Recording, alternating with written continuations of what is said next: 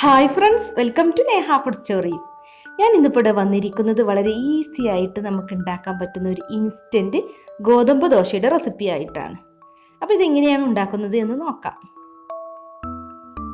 അപ്പോൾ ആദ്യം തന്നെ മിക്സിയുടെ ജാർ എടുക്കുക. എന്നിട്ട് അതിലേക്ക് ഒരു 1/4 കപ്പ് ചോറ് ചേർത്ത് കൊടുക്കുക. പിന്നെ വേണ്ടത് ഗോതമ്പ് പൊടിയാണ്. അപ്പോൾ ഞാനിവിടെ 250 ml കപ്പിന് 1 കപ്പ് ഗോതമ്പ് പൊടിയാണ് എടുത്തിട്ടുള്ളത്. ഇനി ഒരു 1/4 ടീസ്പൂൺ ബേക്കിംഗ് സോഡ ചേർത്ത് കൊടുക്കുക. പിന്നെ ആവശ്യത്തിന് ഉപ്പും കൂടി ഇട്ട് കൊടുക്കണം. ഇനി ഇതിലേക്ക് 1 കപ്പ് വെള്ളം ചേർത്ത് കൊടുക്കാം. 250 ml 1 കപ്പ് വെള്ളം, ഇളം ചൂടുള്ള വെള്ളം വേണം ചേർക്കാൻ.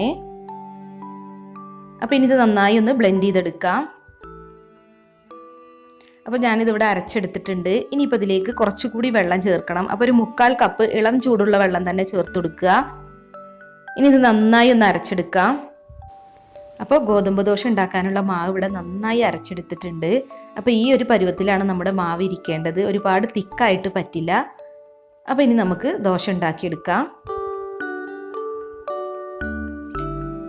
ചട്ടി ചൂടായിട്ടുണ്ട്. ഇനി ഇതിലേക്ക് ഒരു തവി മാവ് ഒഴിച്ചു കൊടുക്കാം.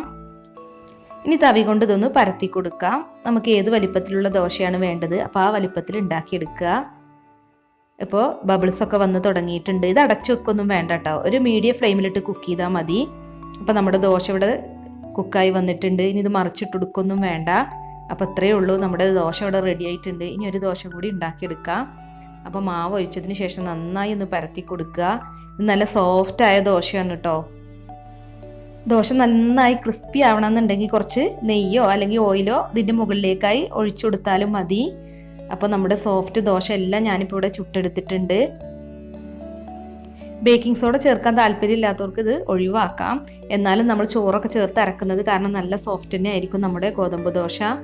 അപ്പോൾ എല്ലാവരും ഈ ഗോതമ്പ് ദോശ ഒന്ന് ട്രൈ ചെയ്ത് നോക്കുക, എന്നിട്ട് ഫീഡ്ബാക്ക് അറിയിക്കുക. നമുക്ക് പെട്ടെന്ന് ഉണ്ടാക്കാൻ പറ്റിയ ഒരു ഇൻസ്റ്റൻറ്റ് ഗോതമ്പ് ദോശയാണിത്. നല്ല സോഫ്റ്റ് ആയിട്ടിരിക്കുന്ന ദോശയാണ്. അപ്പോൾ ഈ വീഡിയോ കണ്ടിട്ട് ഇഷ്ടമായിട്ടുണ്ടെങ്കിൽ ഒന്ന് ലൈക്ക് അടിച്ചേക്ക്. അപ്പോൾ നാളെ നല്ലൊരു റെസിപ്പീസുമായി നമുക്ക് വീണ്ടും കാണാം. താങ്ക്